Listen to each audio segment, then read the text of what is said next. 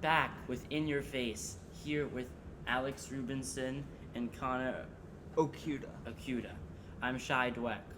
First, we'll be debating, are analytics in baseball helpful or not?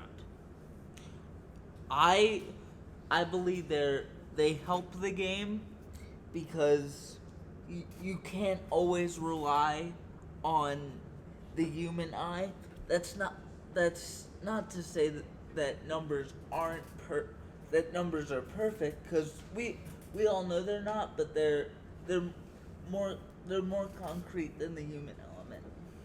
I disagree. I actually think numbers don't tell the whole story. You know, a big analytic statistic is taking a pitcher out before the third time through the order.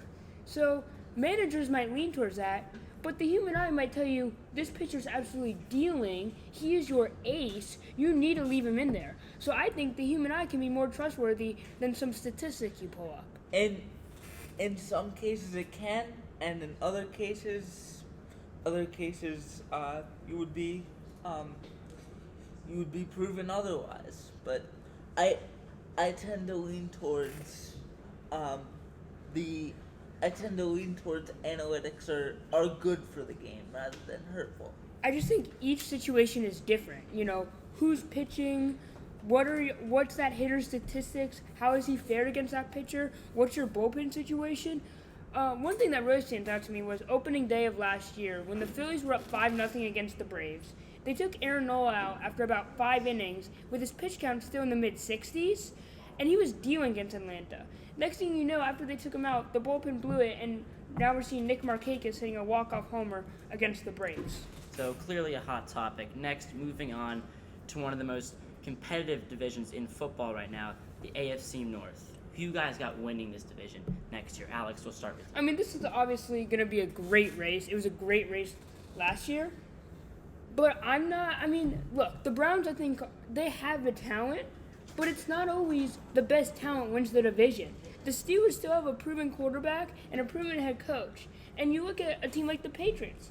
They by far don't have the most talent, but they have the head coach in place, they have the quarterback in place. It takes one meltdown from one Browns player for that whole locker room to go absolutely berserk.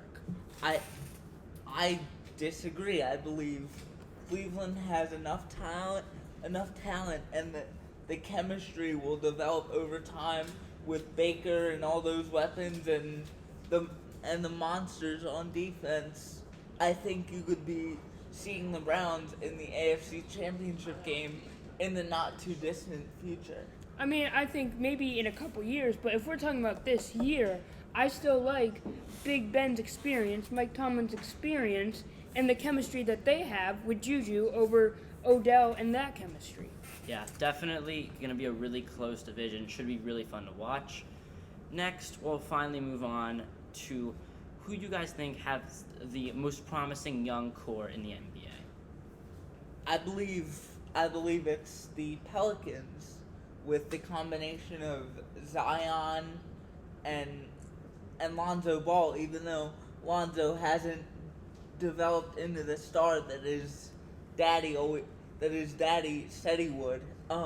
I believe in like in LA the spotlight was always shining on him, so the pressure was always on. And in New Orleans, there won't be as much pressure to be the star, because you have all these other good young players like Brandon Ingram, Josh Hart, Zion, and with a good bench, who knows where they'll go. It's the Atlanta Hawks to me. You had Trae Young, who was look, Luka Doncic was the best rookie in last year's class. There was no question. But Trae Young was, in my opinion, probably the second best rookie in that class. Now, I don't think there was competition for Rookie of the Year, but I think Trae Young is a very good young player. You match him up with John Collins, and then you get a very good center in DeAndre Hunter, and then Cam Reddish has a tons of potential. I think with the Pelicans, Lonzo Ball, I mean, we talk about potential with him, but all of a sudden, time's starting to run out on him, and Brandon Ingram's blood clots are too much of a concern for me.